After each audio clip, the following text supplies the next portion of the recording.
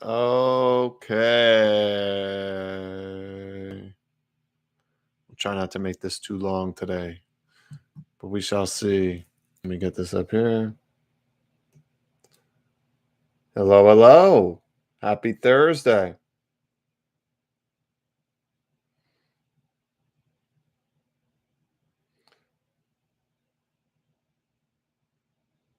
All right, through Friday.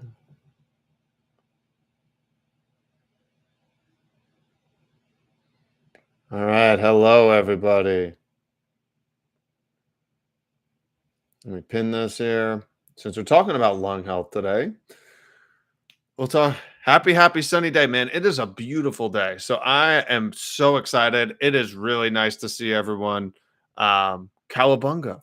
What's going on?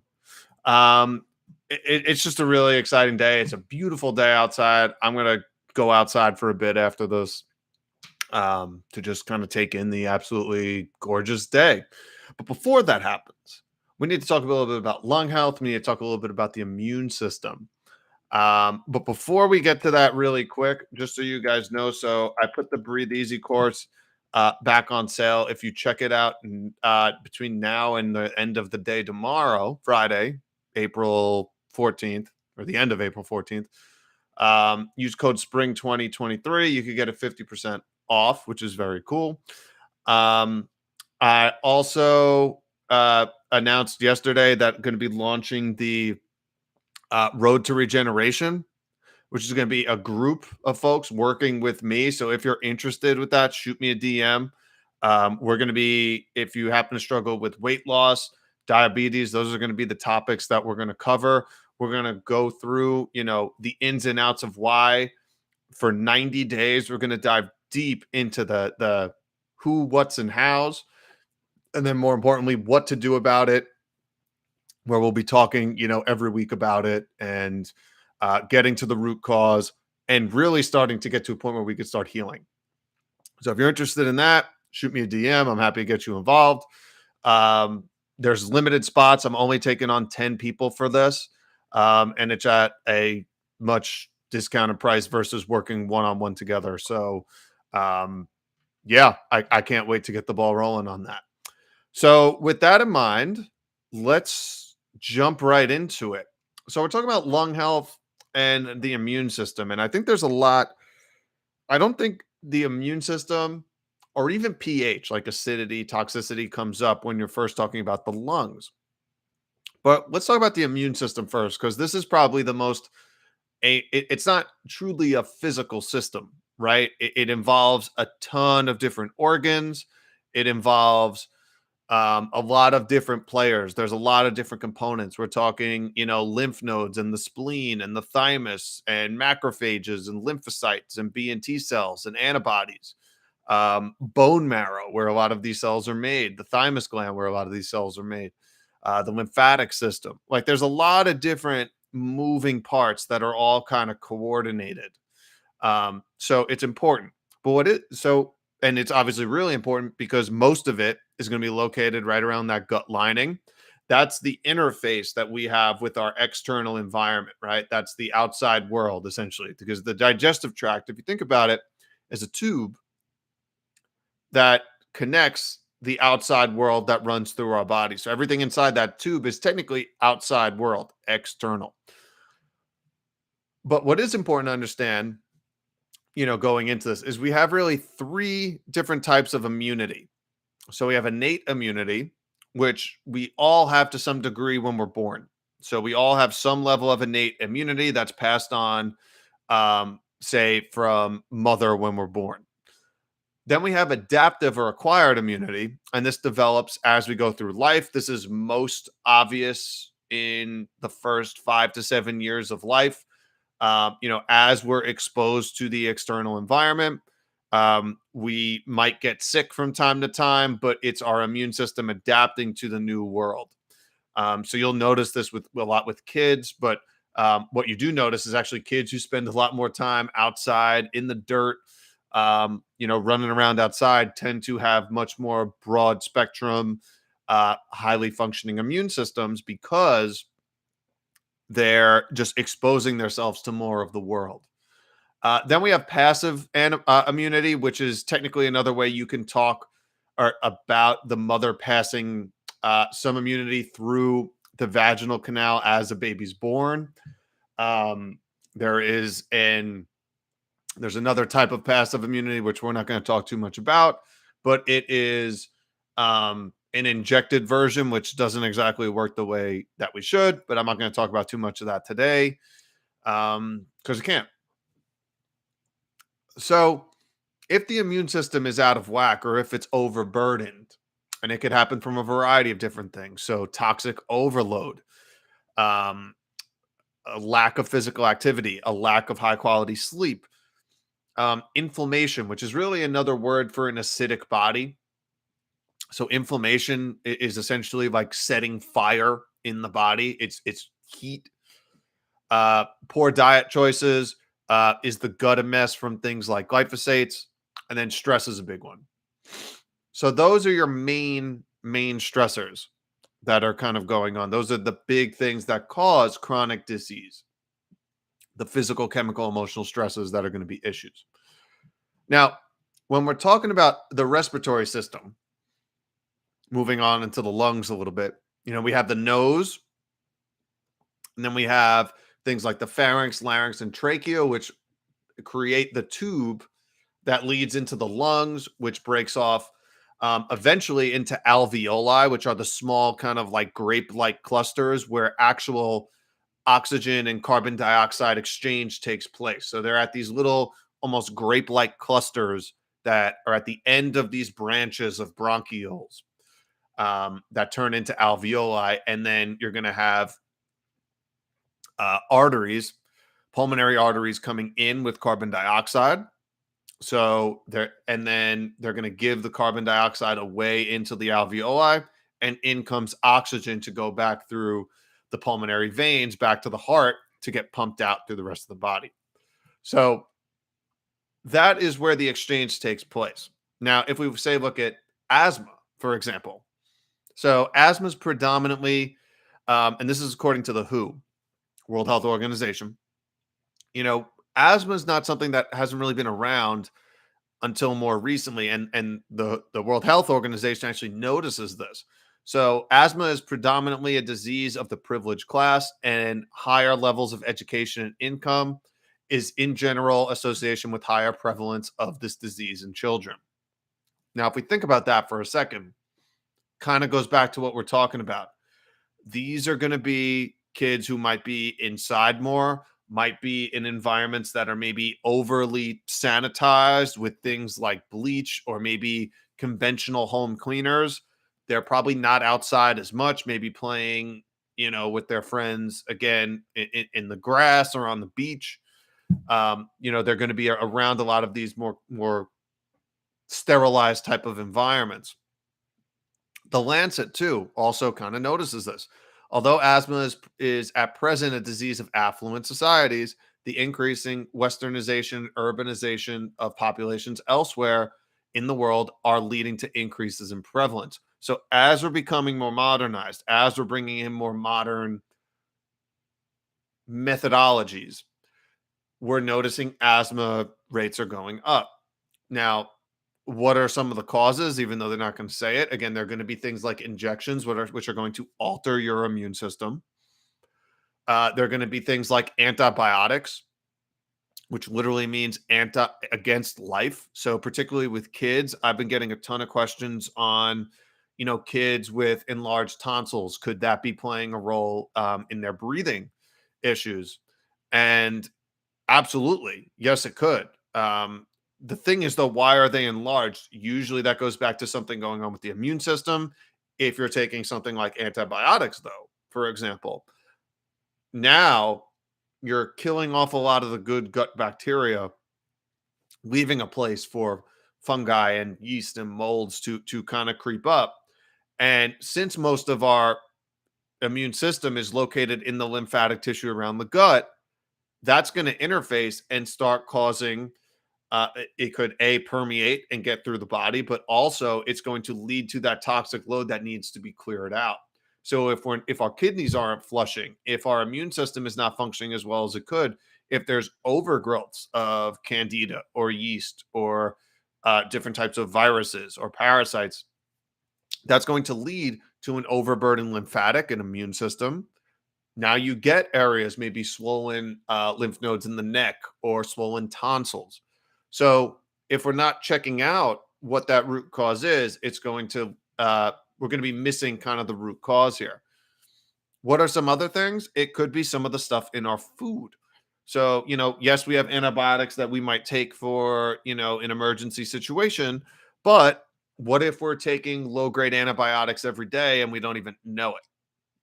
This is where things like glyphosate really important to kind of go over. Now, Dr. Stephanie Seneff from MIT, I highly, highly recommend looking into her work. She's been doing this for a really long time. It's a selective. It's We're told that it's a selective antibiotic that actually kills only the harmful bacteria. But what we've actually seen in studies is that it actually kills the beneficial bacteria in our microbes and in our gut. I remember this is important because we're outnumbered 10 to 1 by bacteria. If we were to count up all the human cells inside of us and all the microbes, the bacteria, I mean, just the bacteria outnumber us 10 to 1, and viruses outnumber bacteria 10 to 1. So we need to understand that we're actually just an ecosystem. And then when that ecosystem gets disrupted, it's going to be a real issue. Glyphosate is one of those things that causes an issue. We see now that, again, according to Dr. Stephanie Seneff, residue levels permitted in food are 40 to 800 times the antibiotic threshold and concentrations shown in clinical studies to damage mammalian tissues. So, are we consuming some of this? If we're consuming, regular, conventional foods that are sprayed with glyphosates, absolutely, and it is wrecking the guts of folks of Americans. I see this all the time. I started working with someone new last week who happened to just get back from Puerto Rico. Said who's having some gut issues and said, hey, when I went to Puerto Rico, I was fine, but as soon as I came back, those gut issues came back. I don't know if it's something in the food. Well, it might be. BT toxin. So that's another one. So years ago, so they actually did a study on pregnant women with BT toxin. And what they found was they were finding this toxin, and this was something used on corn. And what they found that 93% of women, pregnant women, had BT toxin in their blood. And what they found was that this was actually passed on to the baby while the mother was pregnant. So, the BT protein actually survives, and this is what happens with glyphosate too. It survives human digestion in the stomach acid. It gets into the digestive tract of the mother where it starts to wreak havoc. But then let's take it a step further. So imagine that mother's pregnant. It actually crosses the blood barrier with the uterus, gets into the placenta, and actually uh, gets into the fetus too. So that means that a genetically modified food sprayed with a BT toxin survives cooking. Now, also, where is this coming from? Usually, this is from cows who are given corn feed. So think about this. This is a toxin sprayed on corn, eaten by, say, a cow. The mother then has a steak for dinner, so it survives the cooking process, then survives not only the cow's digestion, but the mother's digestion, and then it does enough where it actually crosses the placenta and enters the fetus. So when the baby's born, they actually have traces of BT toxin when they're born. Pretty wild if you think about it. So when you're talking about this poisoning, essentially, of American people, this is where some of it starts. This is really where some of it starts. It's with whether it's asthma, whether it's swollen tonsils, we have to understand that this is where a lot of this stuff starts. It's with a poisoning in our food supply. So getting rid of the glyphosates, again, which is an antibiotic against life, literally is the translation. um, is really something we got to take care of. Now, something that's going to go along with it. Now, if we take this to the lungs, so so we have the toxic component. So let's talk about the acidity component of this too. So we have the primary stimulus to breathe. I don't know if you guys know it. I'll wait a second for the comments. So, do you know what the primary stimulus to breathe is? I'll give you a second. So, what triggers the sensation to want to breathe? Is my question. I'll wait to see if anything comes up in the comments.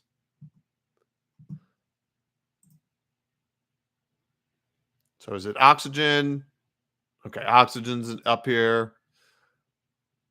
Okay, it's actually, believe it or not, it's carbon dioxide.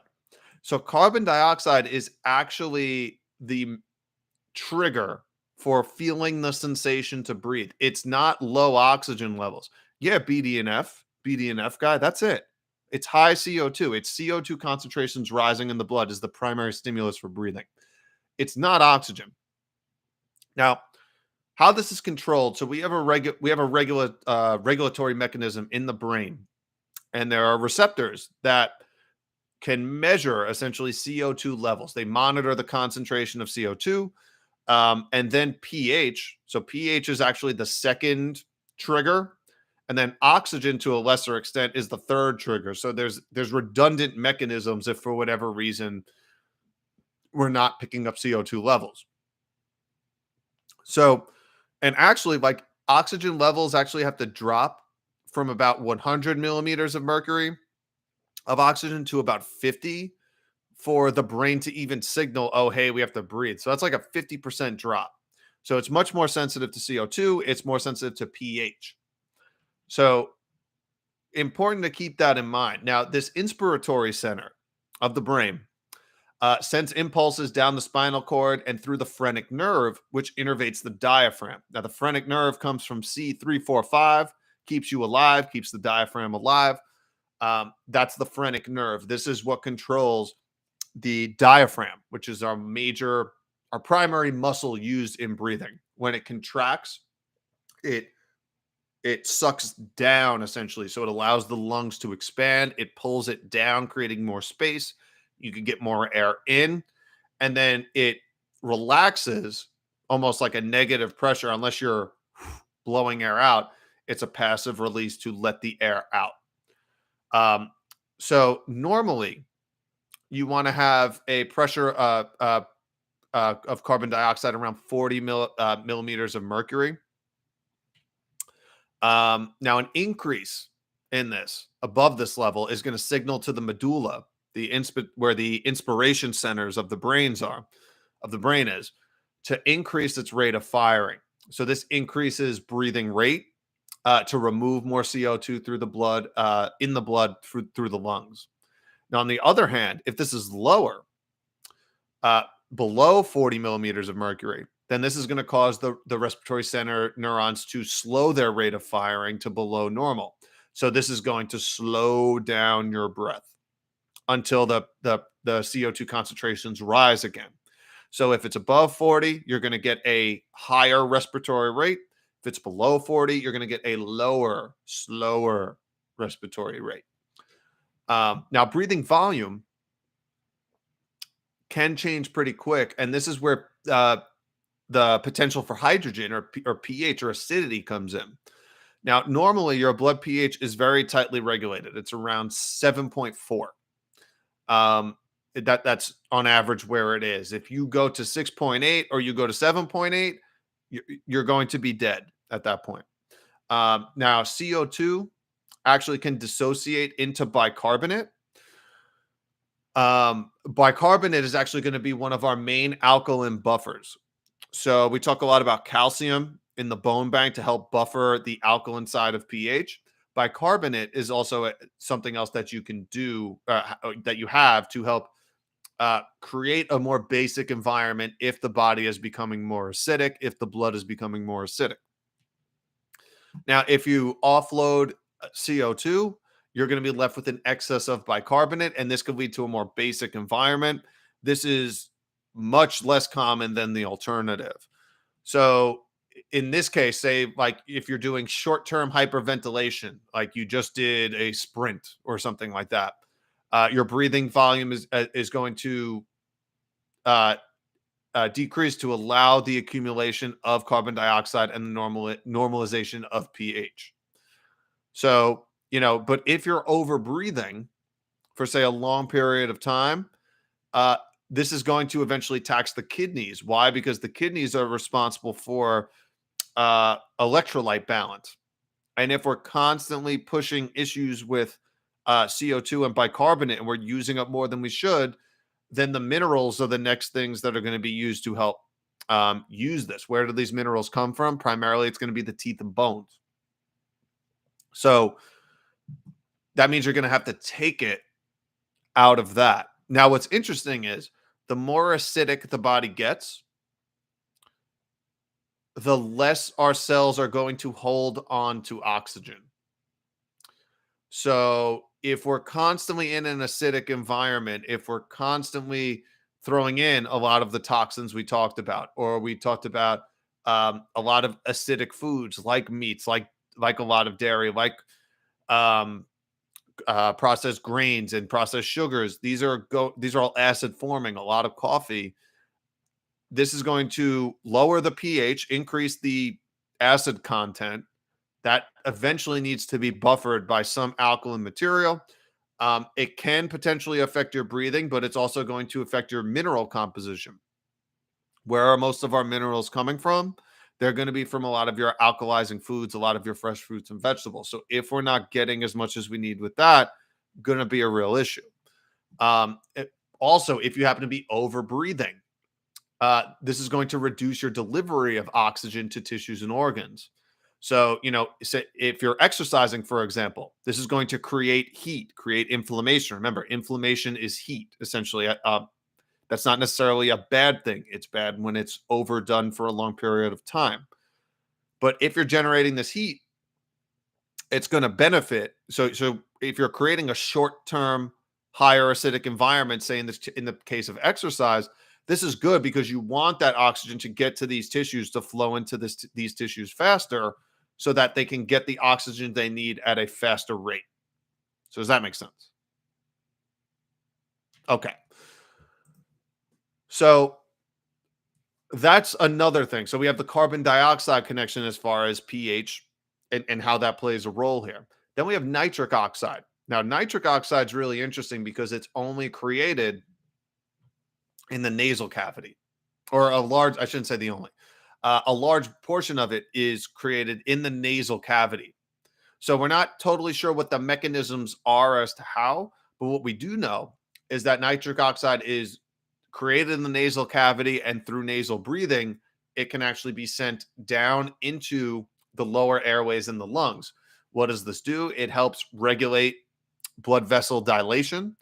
It can help regulate homeostasis, the release of certain neurotransmitters, increase immune system function, and normalize respiration.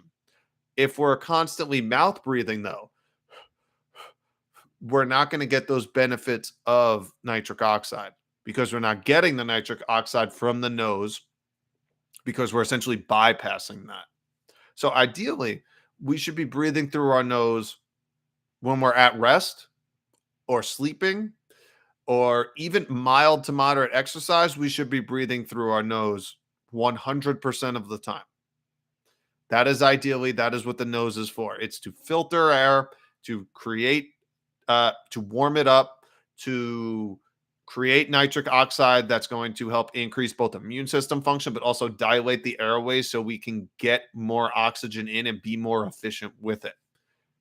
If we're mouth breathing, that's going to basically cut off all of those benefits long term. So while it's great, while you're doing a high bout of exercise for the short term benefits, if it's something we're constantly doing, it's going to be an issue. So, nasal breathing is going to benefit a few other things too. We're talking about, and when stimulated by nitric oxide. So, we're going to get the vasodilation, we're going to get the bronchodilation. Nitric oxide also has its own antimicrobial effects, which are really exciting and exciting to learn more about. It's going to stimulate mucus production so that we can exert it as we need to. And it's going to increase the movement of those breathing muscles to help strengthen them. So that is why, this stuff is really exciting. So another thing that's also, and I forgot to mention this, another thing that's going to also ideal create an ideal environment for more nitric oxide is our breathing rate.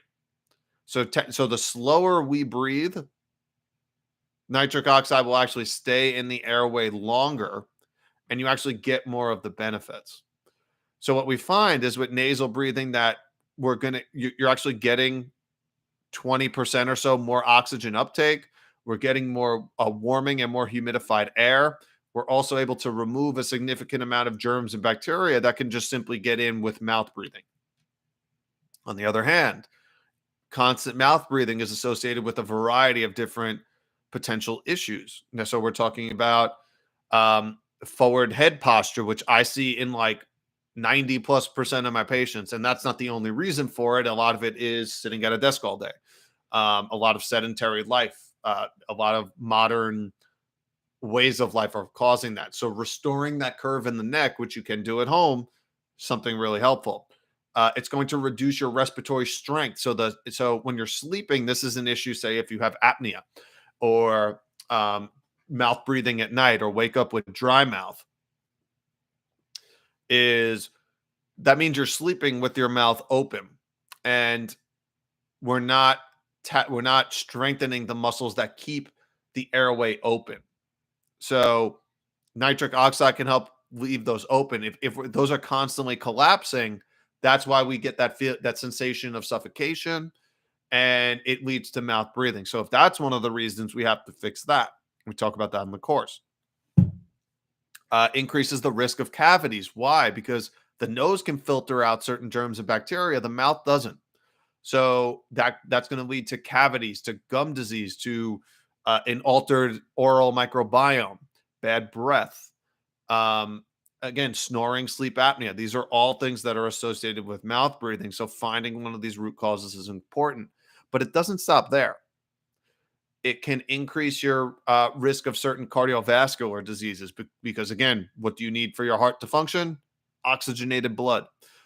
Neurological issues. This one's huge because as small as our 3-pound brain is, it utilizes a ton of glucose and a ton of oxygen. And if we're getting a couple percentage points less of oxygen, that is going to affect our brain function. So brain fog, fatigue, or lack of concentration, big issues here. Psychological things, so more likely to experience things like anxiety, depression, panic attacks, muscle cramping or fatigue is a big one. Shortness of breath, irritable cough, or constantly getting sick. So an altered immune system function. All of these are associated with that. And to check where you're at, there's one exercise you can do, and I've talked about this in posts before, but I want to share it again. And this is called the control pause. So this is the first thing you're going to learn in the course, first exercise you're going to learn, but it's the most important because it's your objective measurement. So to perform the control pause, very simple. You're going to take a normal breath in through your nose and out, and at the bottom of the breath, you're going to hold your nose. And you're going to hold your nose until you feel that first distinct urge to breathe. So if you want to try it now, go ahead. If let us know like what your number is in the comments, how many seconds. That's what you're measuring, seconds. But again, you're only doing it at the bottom of the breath. So after you exhale, then you start counting and you pinch your nose. Now, ideally, you want to have a control pause of at least 40 seconds. 40, not 14. 40. If you can do that, you're likely in good shape and probably not having a lot of those symptoms I just talked about. If you're under 20, chances are one or some of those probably fit you. Or it could be sleep apnea, or it could be asthma, or it could be, any other things, immune system stuff. So again, if you want to try it, you're going to take a normal breath, not a heavy breath, a normal breath through your nose. Inhale, exhale. At the bottom, you're going to pinch your nose and hold it until you feel that first distinct urge to breathe. It's not as long as you could hold your breath. That's not what this is. It's until you feel that first distinct urge to breathe. You might feel some of the muscles in your neck start to spasm, or your diaphragm. If you feel that, then that's where you conclude the measurement. So if you guys have tried this, we'll have to see some numbers in the comments potentially. So 55, that's really good. Keep it up then. So yeah, but again, ideally, the higher it is, generally we're in a good shape when it comes to lung function, and likely a lot of those symptoms that we just mentioned are not in here, are not going to be an issue. Now, again, where does the immune system come back into this? Now, remember, bacteria outnumber our own cells about 10 to 1. These bacteria are really, really important because they actually create the ecosystem that ultimately determines how our immune system functions. So our immune system is essentially talking with this ecosystem at all times. But if you're taking antibiotics or eating a bunch of foods that have glyphosate on them, you're essentially poking holes or setting fires to pockets of this ecosystem every day. And what regrows in that, or maybe what doesn't grow, is going to affect. It could either poke holes in the lining. Now you're talking about something like leaky gut. It could lead to potential opportunistic microbes, like parasites, like other different bacteria that can cause issues. That's going to lead to an immune response, a heightened immune response. And now you're talking about some of the chronic stuff that we talk about all the time. Um, you know, Cancer, diabetes, heart disease, infections all the time, constantly getting sick. All of these things, autoimmune diseases, or what we call autoimmune diseases, all of that originates in the gut. Um, so important to kind of keep that in mind. Now, what are some things that we can use to help protect the lungs, to help strengthen the lungs? Well, one is obviously talk about the breath work. So if we have lower control pause numbers, that's why the Breathe Easy course was made. Um, it's literally to increase that control pause, doing these exercises and starting to get that side of it taken care of. I'll tell you, you could ask my wife, who is not here, but I was someone who snored. And I didn't realize how often it was until she brought it up. I decided to do something about it. I found a lot of these exercises, this methodology, started mouth taping. It took a few months, but since then, I it's gone. No more snoring. I stopped using mouth tape for now. And I wake up with more energy.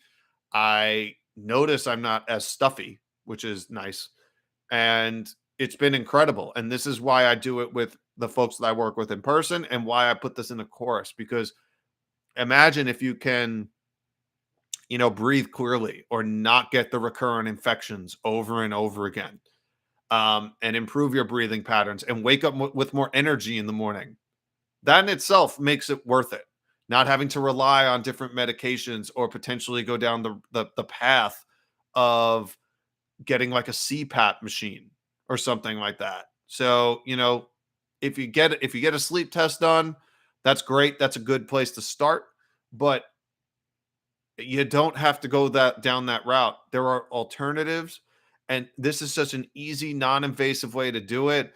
Again, if you're sticking with it for a month, I see the most changes honestly within 3 months. And if you're doing 10 to 20 minutes of this every day, you're going to see huge improvements. I'm telling you, the only ones that I don't see improve at all are the ones that are inconsistent and don't do it. My experience, I understand, it's a n equals one on one practitioner. But I'm telling you, the ones that stick with it and do it every day see dramatic changes usually fairly quickly if they're doing it every day. So it's there, it's available for you, um, and it's been phenomenal, and it's been a godsend for me. So this is the Breathe Easy course. You could check it out in the link in my bio. There's a code you could save 50% between the rest of today and tomorrow. Um, so that's one thing. As far as the nutrition side, we've got to talk about things that are going to enhance the immune system, support the immune system. So vitamin C rich foods, citrus fruits, cantaloupe, strawberries, tomatoes, cabbage, kiwis, guava, sweet peppers. Really important for enhancing lung and immune system function. What's also important is vitamin A rich foods. So why vitamin A is important is A, it helps regulate the immune system and lymphatic system, but also it's needed for a lot of IgA, which is a certain type of antibody that covers mucus linings, which includes the throat, the lungs, to help keep it clean of certain pathogens. If we don't want to deal with pathogens, we need a good amount of vitamin A. So the beta carotenes are super important. These are going to be your orange fruits and vegetables, apricots, carrots, sweet potatoes, squashes. A lot of green leafy vegetables will do this too. You'll notice as they go bad, they lose their green, but they keep it. They have like yellowish hue under them. Those are the carotenoids. Glutathione production. So sulfur-rich foods, your garlic and onions. Some foods are actually rich in glutathione, like avocados and asparagus, spinach. Fantastic. Selenium, also really helpful. So primarily an antioxidant, but really, really helpful for lung health too. So Brazil nuts, seaweed, garlic and onions, sunflower seeds. Um, you know, uh, these are going to be the foods that are rich in selenium. Brazil nuts are the most classic one. I don't really recommend taking selenium supplements. I'm like, hey, go buy some Brazil nuts. It's going to save you a lot of money if you just have a couple of those every day. Like you don't have to overthink this. What I will say is taking all this into account is, if you can get organic, you absolutely, absolutely should. And here's why. One, we talked about the glyphosates, the chemicals. One of the bigger issues with these is using these are actually depleting the soils here in the US of nutrients. So we're seeing now that, if you're familiar with Dr. Zach Bush, saying 1% of the soils here in the US are now nutrient dense. That's it. And this is only because of using conventional farming practices. We're not rotating crops. We're not working in harmony with the planet that farmers have been doing for thousands and thousands of years before the last 100 years or so, where we've basically taken all these petrochemicals that weren't used in the world wars and they needed to use something for them. Hey, let's turn them into fertilizer. And that's essentially how this all started.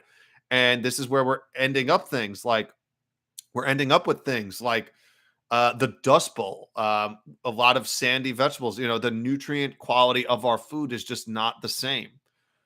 So more recently, I've been working with different superfoods that are, raised with regenerative agriculture. In nutrient dense soils where they actually do crop rotation. Everything is vine ripened until its peak, and then it's wind dried, but it's triple checked, for things like pesticides and chemicals. There's no tilling used. So this is some all of these are fantastic. There's an herb I've been working with too that's has been shown clinically to actually remove 70% of glyphosate from the body within a month, which is fantastic.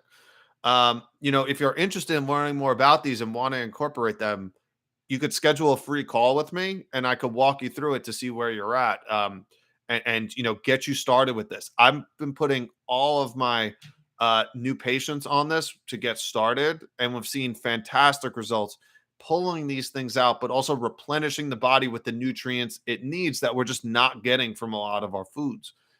Um, and especially if you're not consuming organic, we got to, and we got to support that. And there's more ways now than ever that you can, whether it's CSAs, whether it's going to places like Aldi's or Costco nowadays, even you can get some organic produce. But with these superfoods, with something that we can actually take glyphosate out of the body and start cleansing, have seen fantastic, fantastic results. So, if you're interested in learning more, getting started with me, you could schedule a free call to learn more about that. I'm more than happy to chat with anyone about this. This is something that I'm super passionate about because if we don't change this now, the how the the next few generations of kids are going to grow up. We're already seeing those trends not go in the right direction. We have kids who are born today that are the first generation ever that's not expected to outlive their parents. It's on us to reverse that. And it starts with the choices that we make today.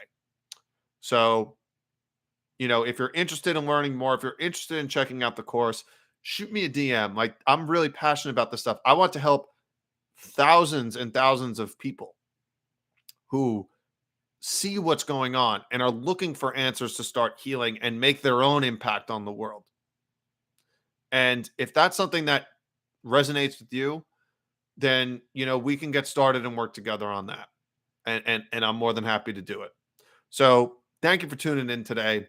I'll post this on YouTube and Instagram, but I appreciate you taking the time.